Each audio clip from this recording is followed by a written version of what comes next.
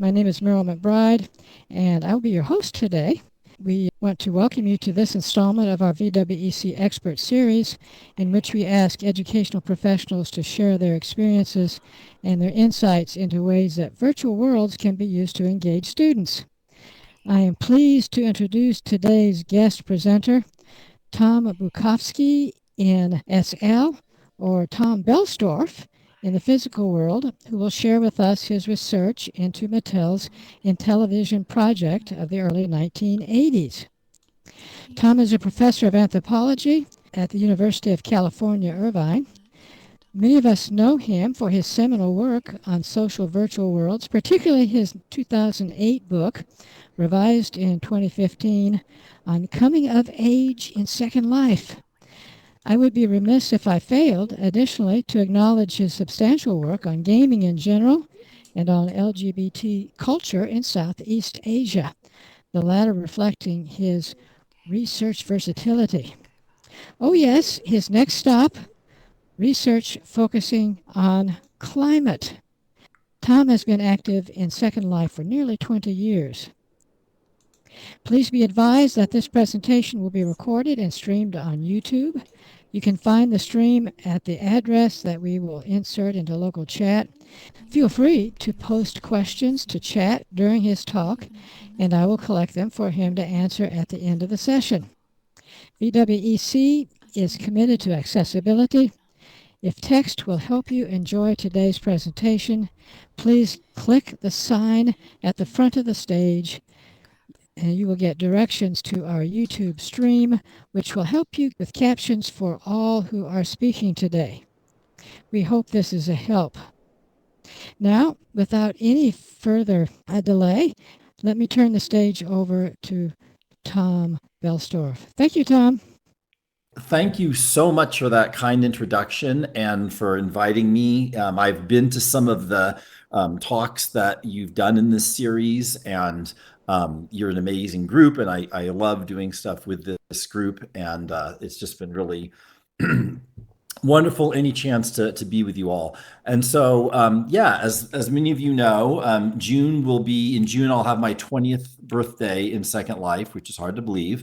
And I've done lots of different research projects with many of you in this room over the years.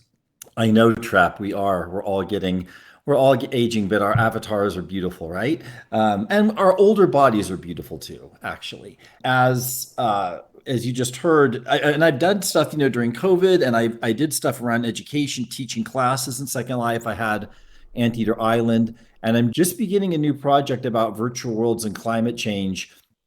And some of you in the room know a little bit about that. It's just starting, and if you're interested in that, please IM me or email me. Let me right now, before I forget, put my email in, because I want to get people involved in that. I plan on doing the next 5 or 10 years of my life focusing on that. But what I'm going to talk about today is the Intellivision video game system. And because this is a series about education, about how people learned how to design video games at the very beginning. So I am so lucky with the job that I have that my department and university supports me in doing basically anything that I want to do, which is why some of you might ask, Tom, you're a professor of anthropology. Why are you talking about a history book from 40 years ago with Intellivision? And the answer is, I had coffee one day with another professor, Braxton, who's a good friend of mine now. This was like 8 years ago, and we realized we both grew up playing the Intellivision video game system and got really excited about that and realized no one had ever done a good history of this system. And so we thus began a journey where we have written this book over the last 8 years in between teaching and other things that we've both been doing. And it is coming out this fall from MIT Press, which is a very good press, Massachusetts Institute of Technology Press, in a series they do looking at what's called platform studies, where you study something like a video game system from the technical side, the social side, advertising, everything. And this has been the biggest thing I've ever done. I hope I never do something so big again. I think I'd have to check. I think for Coming of Age and Second Life, the book that Meryl mentioned, I think I did 40 interviews. We did 150 interviews for this. It was just gigantic. And we got about 20,000 pages of documents, including computer code. And we were so lucky because these people who created this system in the 1980s, some have passed, but the ones who are still around are in their 60s, 70s, 80s. And they were so eager to talk and share documents with us, share memories, share information. We were so lucky. And it is this kind of near history where, compared to doing something from 200 years ago, where everyone that you want to talk about has passed on, here we were able to learn a lot from people. And one amazing thing that we could do as a method, just for those of you who are interested in methods and interested in history, is because we found all these documents, we could show people documents before we'd interview them. And many times, because it was 40 years ago, they would say they didn't remember much, but when we showed them something they had written back then, the memories would come flooding back, and we'd get really cool, information. So Intellivision is what this book is about. And let me first just briefly tell you a little bit about Intellivision, and then I'm going to do the education, piece that is the focus for today. So Intellivision was a video game system. It was a big competitor to Atari, if you know what that is, and ColecoVision. It was sold mainly between 1980, really, but it got started around 78 until 1984, when the famous video game crash happened. And unlike Atari, Intellivision, like the name says, they were trying to make it intelligent. And that included a lot of things about how the system was designed, including these hand controllers, which, if you look at them, look like telephones almost. They have a 12-button keypad, a disc. They have little side buttons that you can't really see from that image. And they had these plastic overlays that you could slide onto that keypad that would customize the hand controller for each game. Atari had nothing like this. So even this beginning piece of it, you can see it was trying to sort of make video games and gaming intelligent. In fact, one thing we do in this book is talk about how it's almost an alternative history of artificial intelligence, right? They were trying to do this with very limited, abilities back then. Very briefly, because I'm going to focus on education for this talk. Very briefly, under the hood, this is a drawing of how Intellivision worked by one of the people who created it, David Chandler, who I'll mention in a second. It used a very interesting central processing unit that was based on 10-bit decals instead of 8-bit bytes. Very unique. I could talk later about what that meant. It also had this special chip called the STIC, the Standard Television Interface Chip, also designed by this company, General Instrument. And that would do things about helping draw things on the TV screen that like Atari couldn't do in the same way because of this STIC chip. It was also one of the first video game systems to have a built-in operating system that was called the exec. And that would do things like, if you were playing baseball, you could say, I hit the baseball here at the beginning, and the ball needs to end up at third base. And the exec could figure out the path. It would draw the path. So it reduced the amount of code that you had to have on a cartridge. And that's good because the cartridges originally were all 4K. And it's 4KD, not KB, because it's kilodecals, not kilobytes. To compare, a smartphone nowadays, a lot of them are 512 gig. That would be like 100 million of these cartridges, just to give you an idea of how limited the memory was 40 years ago. 4K. The whole game had to fit in 4K. You could only have up to 8 moving objects, but that was more than Atari. It had 3 channels of sound. I could talk a lot more about that, but I'm not going to because, today I'm focusing on the education piece. But some of this technical stuff will show up because it's part of what people had to deal with. So Intellivision was part of what's called the second generation of video game systems. The first generation was things like Pong, if you knew what Pong was, or some things like the Magnavox Odyssey, where all of the games that you could play were built into the machine, right?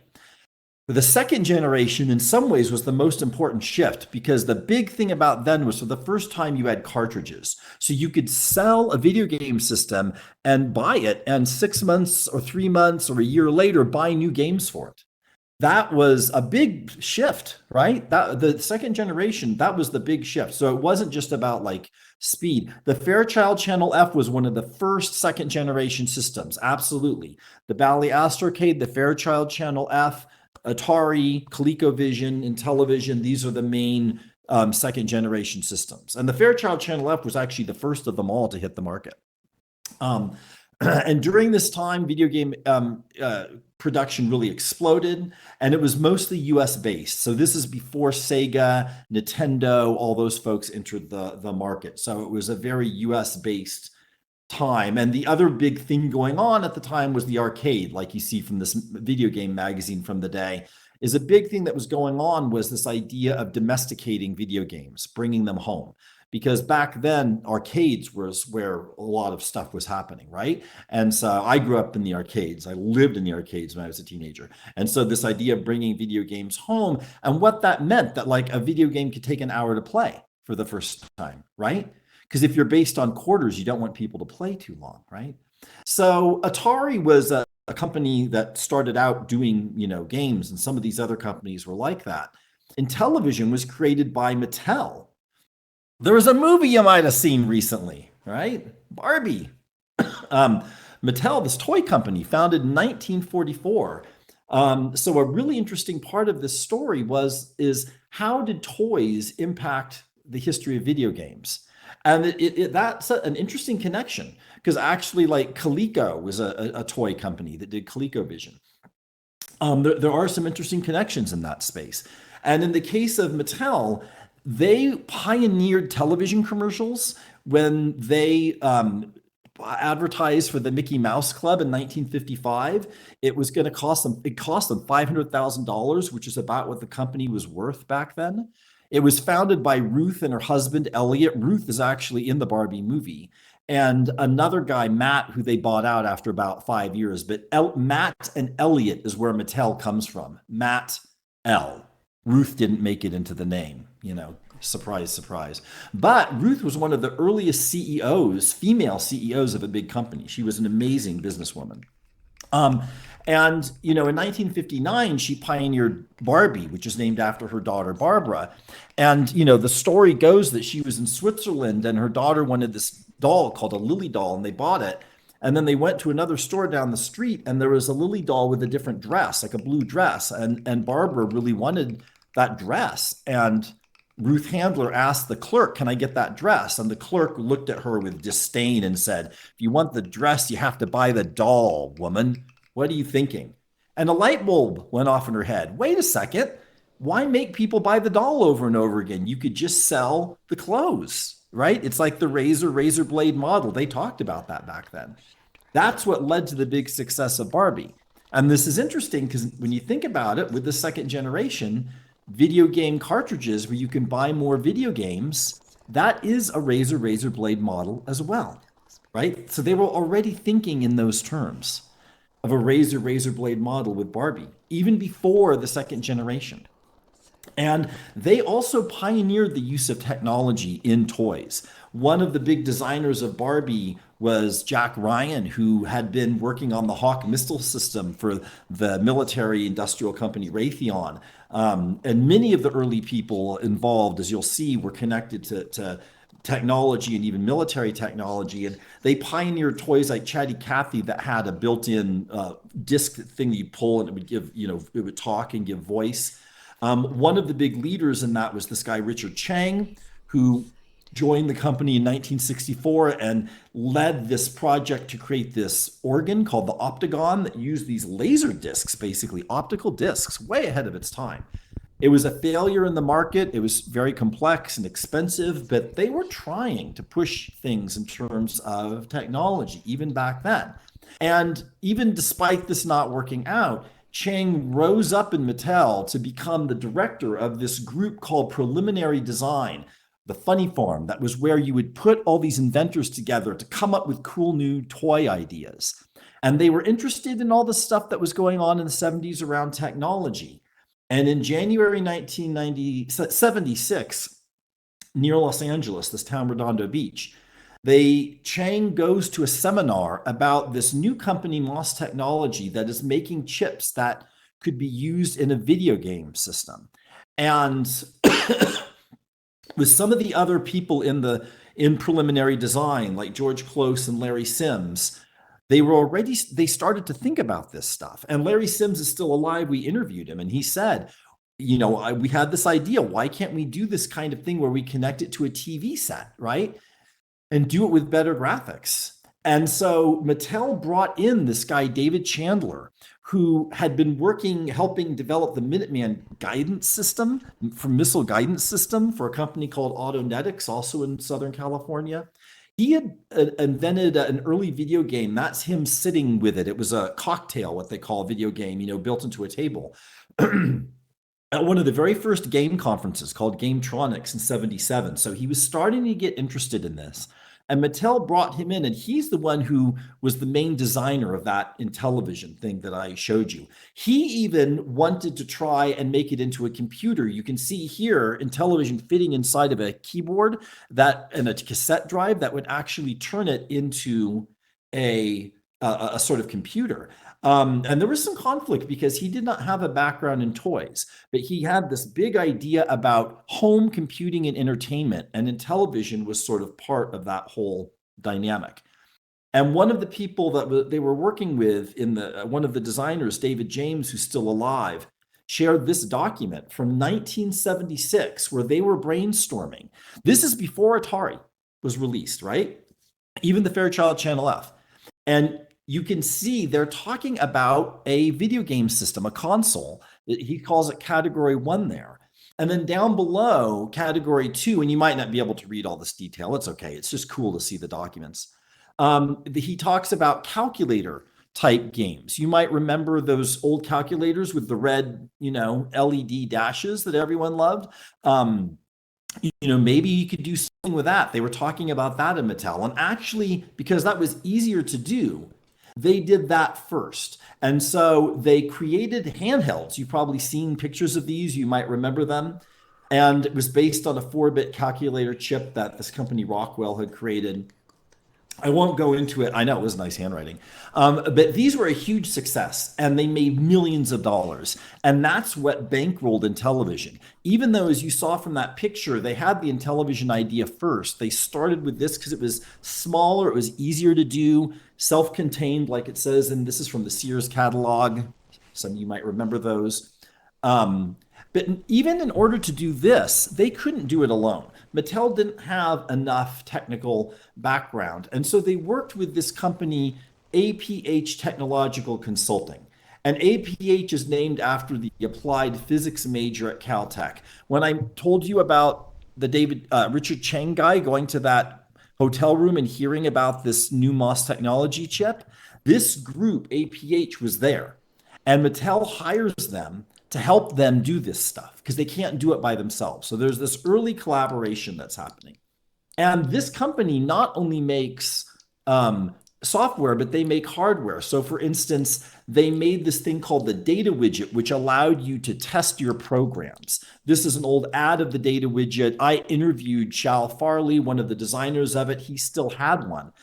And this is a very early startup collaboration. You're absolutely right. And here is Shal with an actual data widget that he still had, which is pretty cool that he showed me. So here they start making games. And because Mattel doesn't know anything about what to do, people in this APH company start making games. So for instance, So all 20 of the games that were originally released with Intellivision were programmed at that little company APH, which is up in Pasadena. Some of the staff there, like this guy Dave Rolfe, who we interviewed, who also created that operating system. There was a guy, Hal Finney, who actually is sort of famous in crypto circles nowadays because he was the first recipient of a Bitcoin transaction. He was a legendary programmer, but he started out doing this stuff 40 years ago. He's passed away now. But these folks were paid an hourly salary, like, whatever it was, $7 an hour, $5 an hour to create these games. They got no royalties, none of that. And because this was all people from Caltech. They would even hire college students over the summer, like this guy, Ken Smith, and they would just pay them a little bit of money to design a game because they didn't really even know. They thought of it as just programming back then, right? So, for instance, Dave Rolfe created Major League Baseball. He coded the whole thing himself, did the entire thing himself, basically. Using a familiar idea, no one owns baseball. They did pay a little money, like $10,000 to Major League Baseball to be able to use their logo, right? The little Running Man image here, which Dave James created, the guy with that document I showed you, actually became the Mattel Electronics logo. So this was a very popular first game. And right from the beginning, they used this to try and go up against Atari because Atari was cheaper. It was $200 instead of $300. That was a big difference back then. It got to market first, and Atari always had like 70% of the market. So they hired this George Plimpton, who was a kind of journalist personality, to do all of these TV commercials, but also magazine ads comparing Intellivision to Atari, showing how Atari is so much better, the graphics are better, it's more realistic. And if you hear about console wars and Apple versus Windows and Sega versus Nintendo and Xbox versus PlayStation, well, that's all new. This was the first video game rivalry ever. Was this rivalry with Atari, where Intellivision was the underdog, but they were using Atari's success, right, to try and piggyback on it. It was actually very successful. They would also try to use licenses to get ideas for games. So here's a beautiful hand-drawn document by David James where they were going to do a game based on Battlestar Galactica. They actually did a handheld game. They were going to try and do an Intellivision game, and the deal fell through. And so the Battlestar Galactica people said, no, we're not going to do this. But they already started doing the game. Hal Finney, the Bitcoin guy, was starting to do it. So they just finished it and renamed it Space Battle. And if you look at down there at the right, it's a little hard to see, but the little blue alien ships, they look just like the Cylon things from Battlestar Galactica. They didn't even bother changing it. They just changed the name. But it was still very creative. This is using only 4K. And one thing they pioneered in video game design was this thing called fields of play, where to the left you see there's like a strategy map and the enemy ships are coming in, the fleets are coming in. And then to the right is like the close-up where you control a cursor and you shoot the bad guys. That kind of moving between two fields was a hallmark of Intellivision game design. Atari couldn't really do it, and you couldn't really do it in an arcade where you only wanted people to play for a couple minutes, right? I'll show a couple other examples of that. Another example of a failed license. Here. Another example of a failed license. They thought they were going to get Star Wars. Star Wars fell through. And I'm sorry, this is a little fuzzy because of it getting brought into Second Life. But I underlined there, it's a little hard to see. But this says Trench Game Research Proposal. Everything was handwritten, or so much was back there, which is amazing. And here, one of the APH designers, Tom Lowry, you can see his name up at the top. He says, we're going to do a game set on the Death Star. The license fell through. They made the game Star Strike. I can't show inside a Second Life. You could go to YouTube to see a clip if you want to, but here's a famous ad they did. And so they didn't get the Star Wars license, but if you take a look, it's pretty close to Star Wars, right? IP worked differently back then.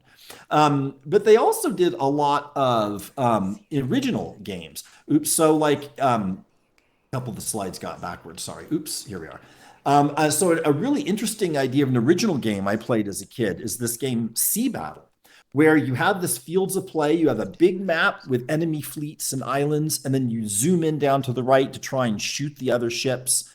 Amazing game. This guy, Ken Smith, was a 20-year-old junior in college. They paid him $3,000, and that's all he ever got to design this game.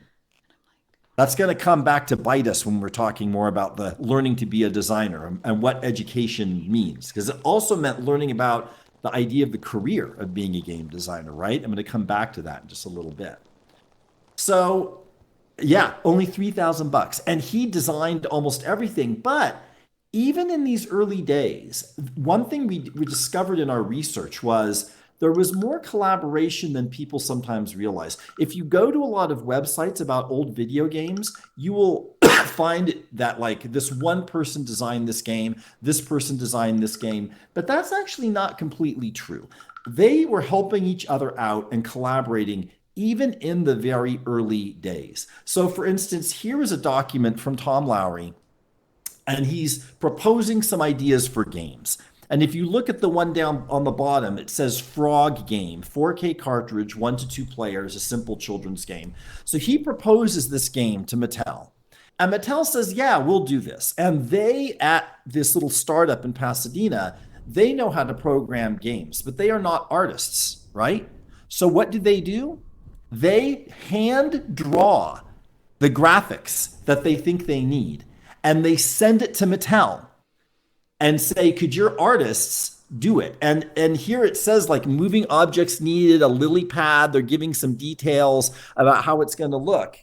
And Karen Nugent, who was one of the early programmers, talked about how someone had to physically drive from Hawthorne, that's near the LA airport, up to Pasadena, and then they would code it, the pictures, and then drive it back. And it would sometimes take a week each time just to try and get the graphics to happen. It was amazing how much stuff happened with handwritten documents, because even doing word processing, they didn't want to waste the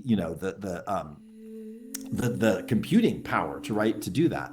So they're doing all of this, and Mattel needs APH. They collaborate with them all the way through the end, all the way till the crash.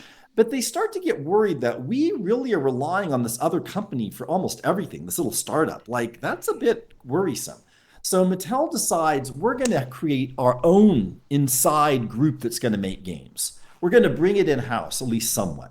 So they create a game design team called Application Software, and they bring in this guy from England, Gabriel Baum, who we interviewed. He works for the Richard Chang guy. And the reason they hire him actually is when they interview him, because we talked both to the guy who hired him and to him, was that he talked about it's not just about code and engineering. It's about learning to be creative. And this image on the right is from a TV Guide article about these programmers, about how they're trying to brainstorm games and come up with games. Most of them, a couple of my things are out of order. Wait. There we go. In order to get these people, these programmers, most were hired right from the LA area, right out of college. There was no game design back then. I mean, very, very little. There were the arcade games, but video game design, now my university has a game design major. That was not, yeah, Helena, that's true as well. And when Gabriel was interviewing these people, he hired people who their bachelor's degree was in Shakespeare studies, who played guitar, who did like medieval role play, Society for Creative Acronym. And this ad, if you look down next to the Mattel logo, Dennis Marchand, we interviewed him. He was like the HR head, the head of hiring. And this is an actual ad. And it's a little hard to read the detail, but the ad says, you can have fun here. You can have creativity and imagination. Come work for us. But they don't really talk about it in terms of game design. They're reaching out to engineers and technicians because that's the only language that they have back then. And so what was this like? It was hard. They, in some ways, half stress, half party is the way one person talked about it. Often late hours, they're in a big room full of cubicles. Sound familiar, right? I mean, 40 years later, you can see the influence. They talk about sneaker net, like going to the next cubicle, like I'm stuck, I need help. Can you help me out? There's a playful atmosphere, and pranks, but there's also a lot of deadlines, especially because back then, this is before the internet, right? More than 80% of video game sales happen at Christmas. If you miss Christmas, you are screwed. So you have to be on, the timelines were very different than how they are nowadays. And this image to the right, it's a little hard to see the details, but it is like a Mattel corporate thing about how to handle stress. And then one of the programmers who's passed away now, Keith Robinson, has written some hilarious comments on the side where, like, at the top it says, like, if you have to stay a little late, don't resent it. And then he writes on the side, Mattel propaganda, free overtime is good for you. And nowadays we talk about labor, the sort of danger of this idea that you're doing what you love. So you should work 80 hours a week. You should work on weekends because you're doing what you love, right? That is such an ideology nowadays in the technology world. And this is one of the places that really got started. Now, the arcades were around, but they're trying to invent all these interesting new games. How did they do it? They would have these brainstorming sessions. They'd go to a restaurant, they'd go to a park, they'd sit in a room, and they would brainstorm. And this is notes from one of those brainstorming sessions where it's people's initials on the side, where someone is saying, how about something like Lunar Lander or a party type game, charades, a strategy game, a maze, or, they're just throwing out ideas, brainstorming, right? Here's another example of a group trying to do educational games.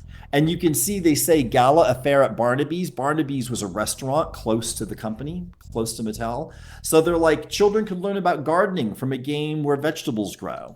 Or you could do an economics game, right? Or an environment game. Like they're thinking about climate change, right? Talking about this stuff, trying to brainstorm games.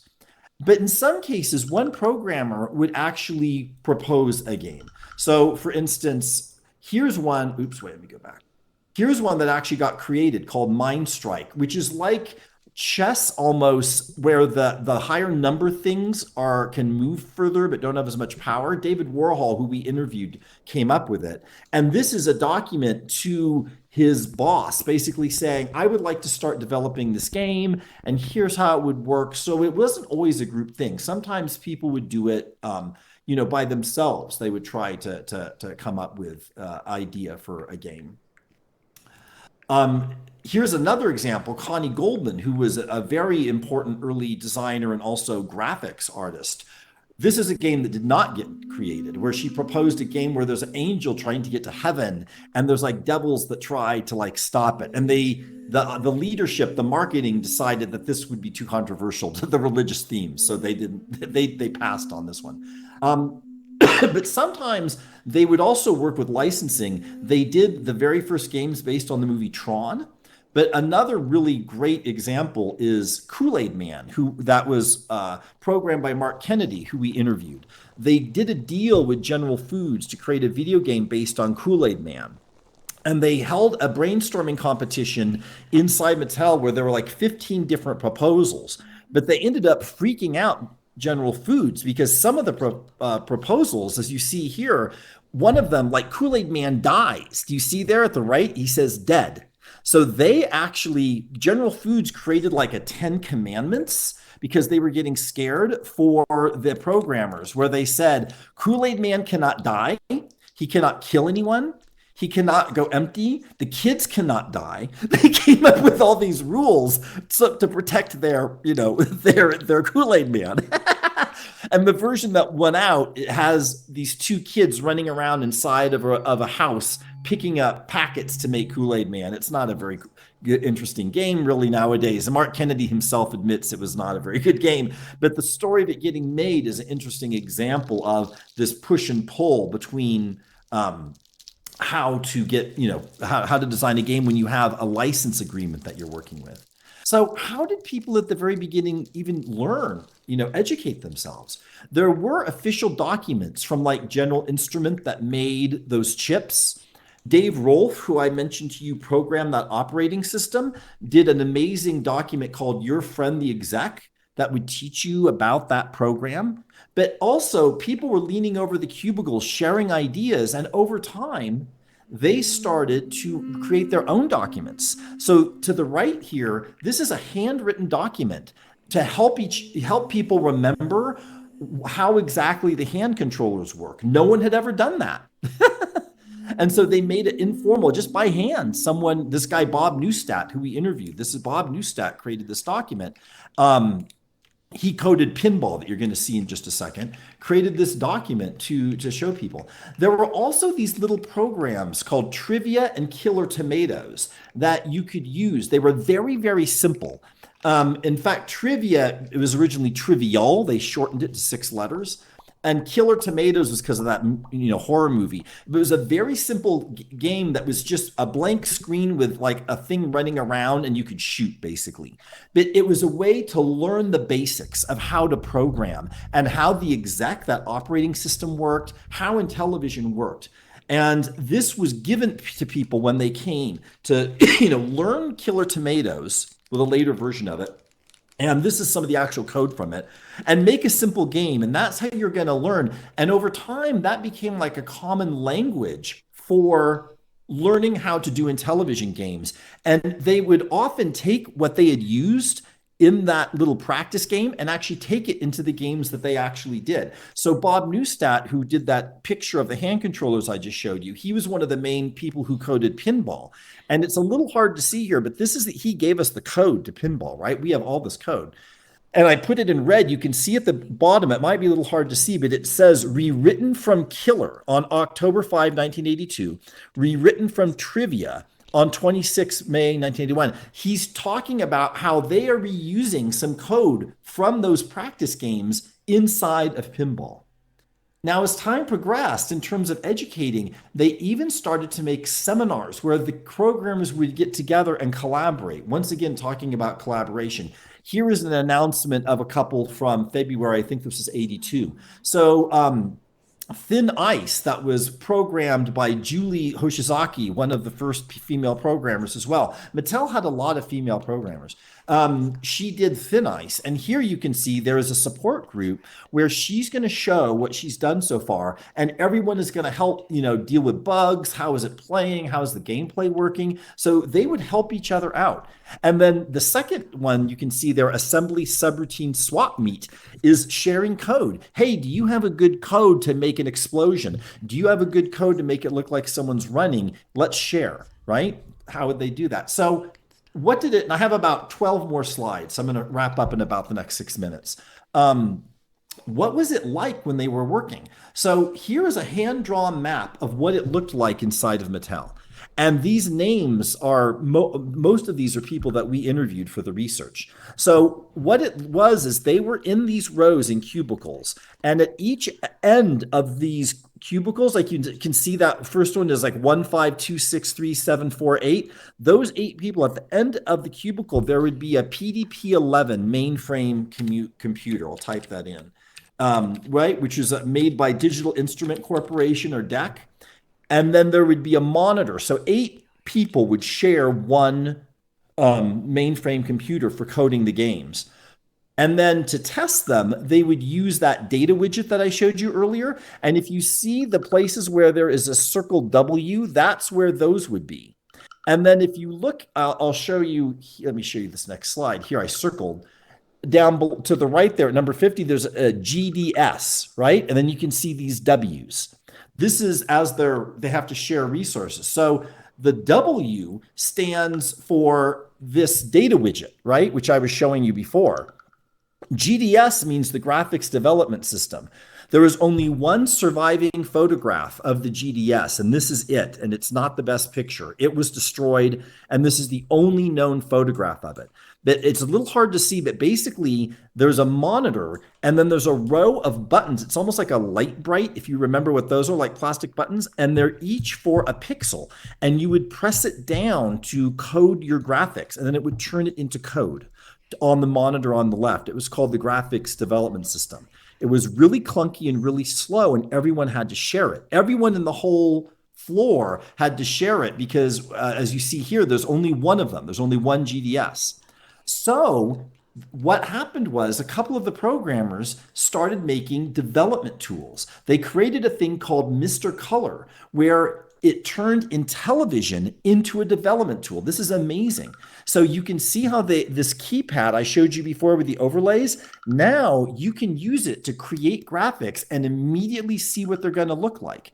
And nowadays, can you imagine using a Switch to code a game for Switch? Can you imagine using an Xbox to code a game for Xbox?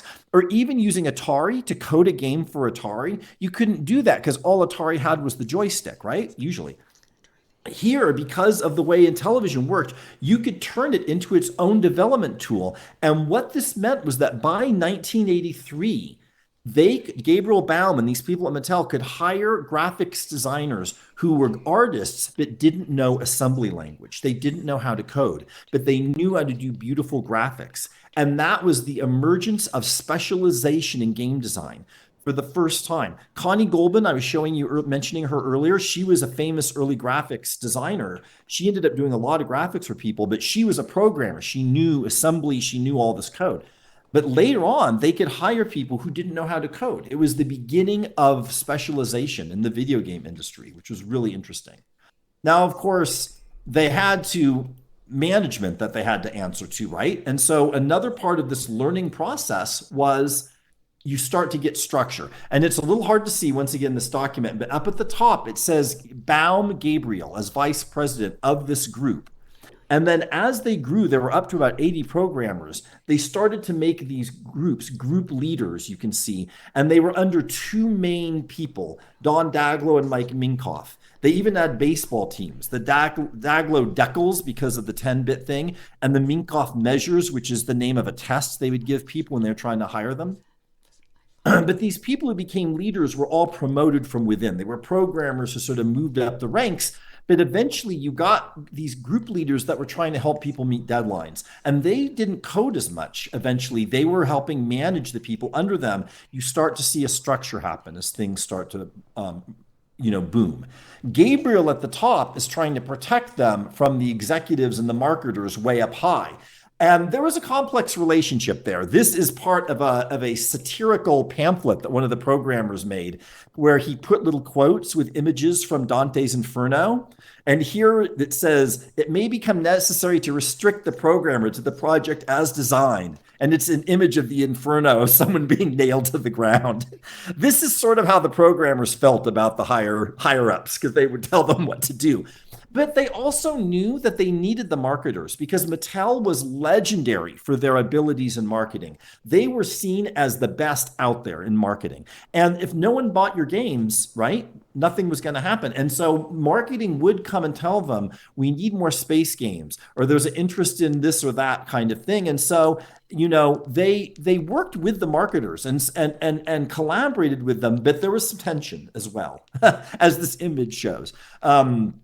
And this would happen in the toy side as well, actually. This is something that was not unique to Intellivision. And then you also, in this time, saw the beginning of scheduling for game design. So this is we only have 4 or 5 of these. They had these documents called goldenrods, where they would track cartridge development by month. The black line is that something has been completed. Has the design been done? Has it been quality tested? Has the box been designed? Has it gone to manufacturing? And so they were starting to create this kind of workflow, especially in these early days where you had to make the Christmas deadline. So I only have 3 more slides. So I mentioned earlier, that Ken Smith guy only got $3,000 for doing Sea Battle because this labor was called programming. When we asked people, what did you call yourselves 40 years ago? They were programmers. People said they never called themselves game designers. They called themselves programmers. And I hire you to code Adobe Acrobat or Microsoft Word, or I hire you to code a game and I pay you $10 an hour. I could pay you your salary. So, Tom Lowry, who we saw his frog image, they did a really amazing Dungeons and Dragons game I played as a kid. And it has this fields of play, as you can see, where you have a world map. You're trying to get to this big mountain and you're going through lakes and forests. And then you have to go into these caves to get things like a key to unlock the gates. A couple people worked on it, but Tom Lowry did 80% of the work. He did almost all of it. And for all of that work, he was paid a one-time thing of $5,000.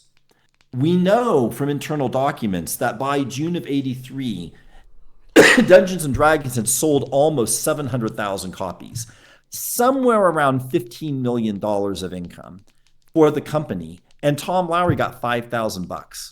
And his name isn't even on it because they didn't want other companies to steal their talent. So his name's not even on the game. People got more and more unhappy, as you can imagine. And some people from Atari and Intellivision left those companies because Atari had a similar policy and created third-party developers. Because when you had the second generation, where for the first time you have cartridges separate from the machine, you get the first time the idea that you could have a company that only makes cartridges. You don't have to make the consoles anymore. So Activision, which you still hear that name, EA Activision, and Imagic, for instance, were founded around 82 by former employees of Intellivision and Atari who were upset about this.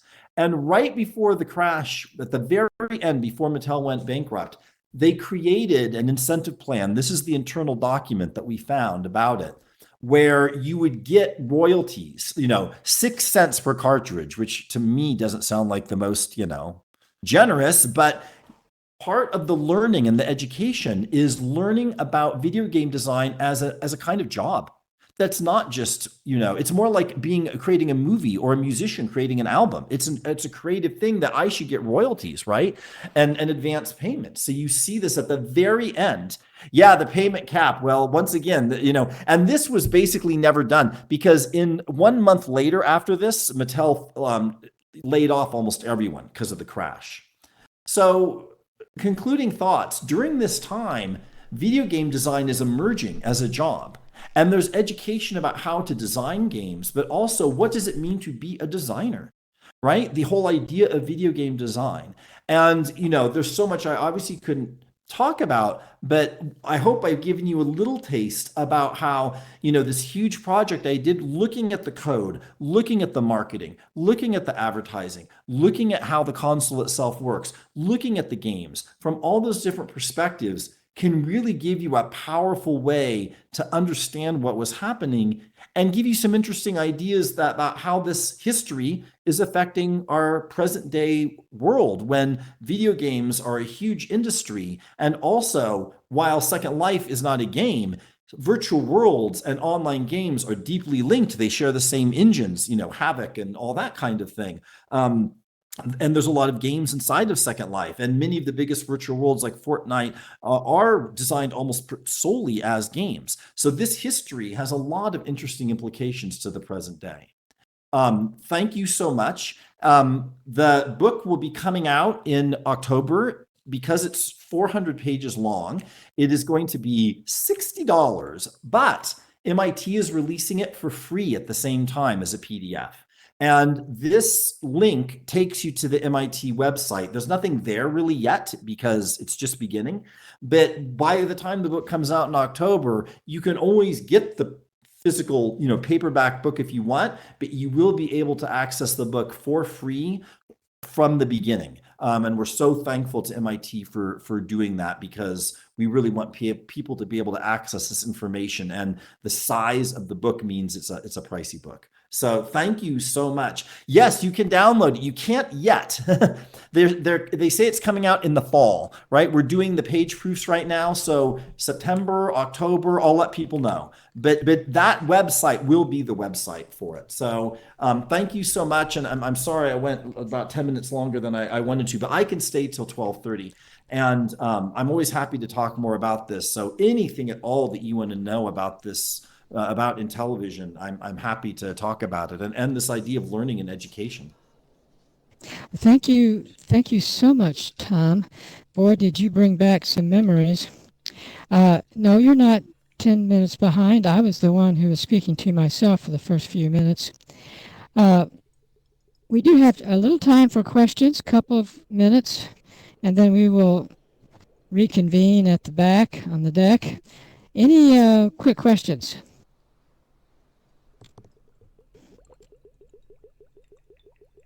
And I think there were some in the chat as well. Someone asked favorite arcade game, and that's like your favorite food. How can you pick? But I grew up. I played Q*bert. I loved Q*bert. I loved Dig Dug. I mean, there were so many, and they did it in Intellivision. Dig Dug.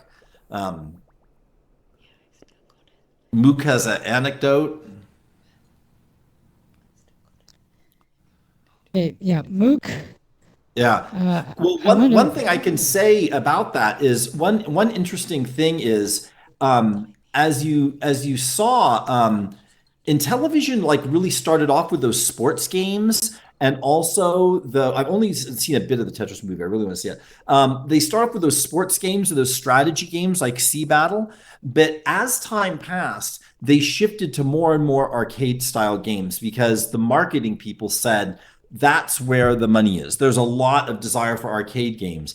And by the time they got going, Atari had snapped up a lot of the best licenses. Like Atari got Pac-Man, things like that.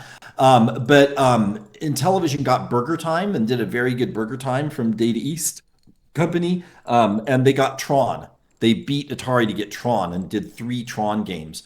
But so shoot 'em up games, and also they did a very famous game called Astro Smash. That was actually sort of the first version of like esports, where they had esports competitions for it, and that was a shoot 'em up as well. ColecoVision did do a good Ladybug. ColecoVision came out a little bit later and it created a 3-way rivalry, and it was a real challenge for Intellivision because then Intellivision could no longer claim to be the most advanced system because Intellivision had 8 moving objects and ColecoVision I think had 16. It had more colors. It was a real it was a big issue for them when ColecoVision came out. Okay, I'm trying to keep up with the questions here. Some of these are just memory lane type comments. Yeah, if it's a comment, that's great. I mean, feel free to put in your comments as well. I'm just trying to see if there's actual questions, but comments. How inside the virtual world's economics? I've talked about that in other research, but here I'm focusing on Intellivision. For this book, we stop at 1984, and like I said, the book's 400 pages already, so we had to stop there. So we had to stop by 1984. But yeah, for that, it was all about selling cartridges, and that was what they were trying to do. That was the name of the game.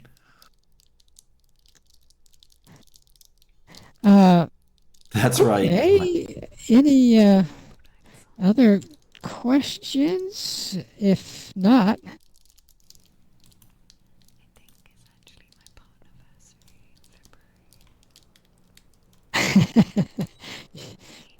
you read all 10 volumes. Well, I had a question on how much you thought that game development influenced the development and advancement of TVs into smart TVs, let alone phones, and the development and reduction in size of processors for computers and laptops. It must have really been heavily influenced by the need to have something that could adapt or take on a game and render it effectively. Yeah, no, that's a really interesting. That is a great question. So part of the whole ideology or whatever marketing for Intellivision was that it was going to make TV intelligent. And back then, TV was a big deal, and people, common names for it was the idiot box, right? Or the boob tube. It was seen as a dumb, thing.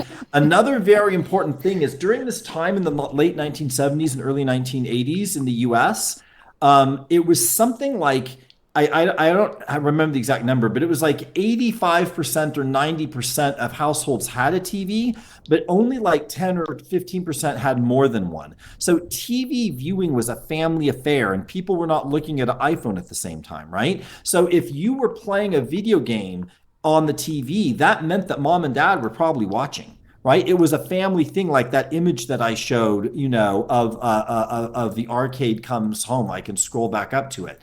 And so that's an interesting difference from nowadays, right? And so part of the company's goal was that we are going to make television intelligent, and that was the whole, name. And it did sort of get that ball rolling, that TV could be, it was a big push into back then what was called interactive TV. Interactive TV was a big concept back then. People were talking about it, but the most common technology was the VCR because you could record shows, but that was it, right? This was way more interactive than that. And so that is where they got that idea of intelligent television. of Intellivision. And just as a funny, side note, the head of Mattel Electronics early on in 1980 actually flew up to Silicon Valley to meet with Andy Grove and the other heads of Intel. Because there's that picture of, right, the whole family was watching TV. I just put up on the screen because they realized that Intellivision could sound like Intel. And back in those days, things were more loosey-goosey around legal stuff. So they flew up there, met with the head of Intel, and just had a handshake. And Intel said, it's okay. You could call it Intellivision. All we ask is that you say Intellivision : intelligent television. And just put that afterwards. That's all. And so that's why, if you look, let me scroll back to the picture of the Intellivision itself. If you scroll up to the screen, you can see, I think, it says Mattel Electronics Intellivision, and then to the right, it says intelligent television, sort of fitting your point. It's a little hard to see, but if you zoom up with your camera, you might be able to see it there. That was because of Intel, to avoid any kind of lawsuit. But it was just done with a handshake. So you're absolutely right. This was in the air back then, was how to make TV interactive and what we would now call smart, right? The word they would use back then was interactive. And Mattel, this idea of intelligence was a new thing, right? That they were pushing, and that Intellivision would make the home TV intelligent. Wonderful. Thank you. This must have, wait a minute, Meryl. I was thinking about something too, Tom. This must have influenced the birth of, what was it, web TV? Remember that? Where you didn't have to have a computer, you could get your emails and you could surf the beginning web on your television with web TV. So this must have had some influence on web TV's development. Well, yes. And even before Intellivision, I wish I could put up new slides. It's just too hard to do right now. But even before then, things like, if you know what Minitel was in France, but there were also some early things of interactive TV, like a monitor, a home monitor, very early versions of the internet, teletext systems, thank you, Will, that were showing up. And Mattel made some early conversations with some of those companies. And David Chandler, so the guy who designed the Intellivision, who had no background in toys, this guy, right? When I said he had this idea of Intellivision sitting inside this thing called the keyboard component, only 400 of these were sold. He couldn't get it to work. But they were trying to do a next generation system like this that would precisely do some of those teletext functions that you could do. He talked about, Dave Chandler, we have documents where he says, I have the idea that you would play video games, but then you could also do your home finances or turn on your security system. He was talking about that in 1979, 1980. It's amazing. 1978. They were talking about that. And it was a big debate because the Mattel executives were like, this is a long way from Barbie. Like, this is so far away from what we do, right? And there was huge debates in the company about that. But you are absolutely right that this was in the air. And there was a huge debate inside the company. And it was a bit of a fight between David Chandler and Richard Chang, because Chang came up from the beginning through the toy company and thought about entertainment and toys. Chandler came out of the military, but engineer and computers. And he had this idea, when I say here on the slide as a basis for home computing, that Minitel stuff is exactly what he was interested in. And he actually had meetings with some of those early companies. Nothing ever happened. It fell through, but we have documents about those meetings. They definitely happened. Okay, well, Tom, we want to thank you. Our time is up for the moment. Give you a hearty thank you for your presentation. The audience is invited to gather informally on the deck at the back of the venue to ask additional questions or to offer comments. Please note that the next installment of the VWEC Expert Series will be on Friday, April 12th at 1 o'clock, SLT. A VWEC panel will review trends that emerged from the recent VWBPE conference. Finally, You can find links to our in-world calendar and related helpful information in the material that I will add to the text here shortly. And we can be reached through a variety of media. Once again, please see the text. So you're invited to step back to the deck where we will have an informal conversation with Tom until hour, and you can have virtual snacks. Thank you for coming, everybody.